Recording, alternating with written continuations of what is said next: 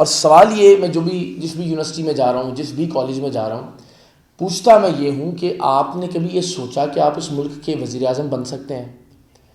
تو طالب علم جو ہیں وہ ان میں سے کوئی بھی ہاتھ کھڑا نہیں کرتا، یعنی ان کو کبھی نہیں لگتا کہ وہ اس ملک میں پرائم منسٹر بن سکتے ہیں یا وزیر اعظم بن سکتے ہیں.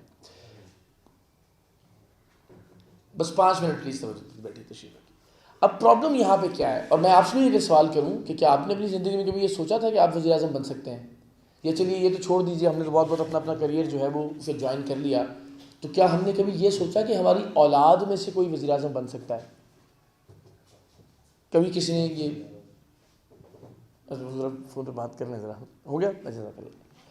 یہ ہم میں سے کسی نے بھی نہ اپنے بارے میں سوچا، شاید نہ اپنی اولاد کے بارے میں سوچا کہ وہ کبھی لیڈر یا قائد.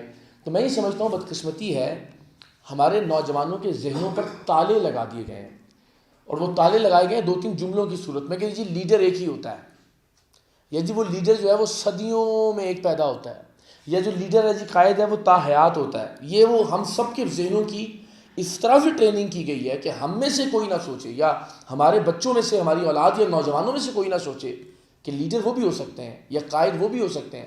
تو یہ جو جملے ہیں نا جی لیڈر صدیوں میں پیدا ہوتا ہے یا لیڈر تو ایک ہی ہوتا ہے، یہ وہ تالا ہے، وہ زہر ہے جو آپ کے اور ہمارے نوجوانوں کے ذہنوں میں گھول دیا گیا ہے. اور اب عالم یہ ہے کہ ہمارے نوجوان زیادہ سے زیادہ یہ سمجھتے ہیں کہ بس انہیں لیڈروں کی گاڑیوں کے پیچھے ناچنا ہے، لیڈروں کی گاڑیوں کے دروازے کھولنے ہیں، ان کے نام کے پوسٹر چپکانے ہیں، ان کے لیے دوسروں کو گالیاں دینی ہیں فیس بک پر اور ٹویٹر پر، اور زیادہ سے زیادہ بھی اگر وہ سیاسی اچیومنٹ ہے تو وہ یہ کہ ہم نے لیڈر کی گاڑی کے ساتھ لٹک جانا ہے. وہ جو لٹکے ہوئے ہوتے ہیں نا لیڈروں کی گاڑیوں کے ساتھ، وہ ساری زندگی بس اسی بات پر فخر کرتے ہیں کہ میں عمران خان صاحب کی، مریم صاحبہ کی یا بلاول بھٹو کی گاڑی کے ساتھ لٹک جاتا ہوں. وہ کبھی یہ نہیں سوچتا کہ میں گاڑی کے اندر بھی ہو سکتا ہوں. یہ جو مائنڈ سیٹ ہے نا، گاڑی کے ساتھ لٹکنے کا فخر کرنا اور گاڑی کے اندر بطور لیڈر بیٹھے ہونے کو اپنے خیال اور ذہن میں لے کر آنا، اس کو تبدیل کرنے کی کوشش کرنی ہے ہم نے.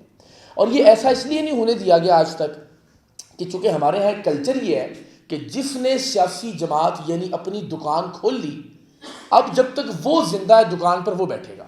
یہ دکانوں میں تو ہوتا ہے نا کہ آپ نے ایک محمد شفیق نے، محمد حنیف نے، کسی نے دکان کھولی ہے اور اب وہ 30-40 سال جب تک وہ زندہ ہے وہ دکان پر بیٹھے گا، وہ گلے پر بیٹھے گا، وہ شٹر اٹھائے گا، وہ شٹر گرائے گا، وہ فیصلہ کرے گا کون سا مال رکھنا ہے کون سا مال نہیں رکھنا. سیاسی جماعتیں دکانیں نہیں ہوتی، سیاسی جماعتیں ادارے ہوتی ہیں، اور ادارہ کبھی کسی خاندان یا ایک آدمی کی ملکیت نہیں ہوتا.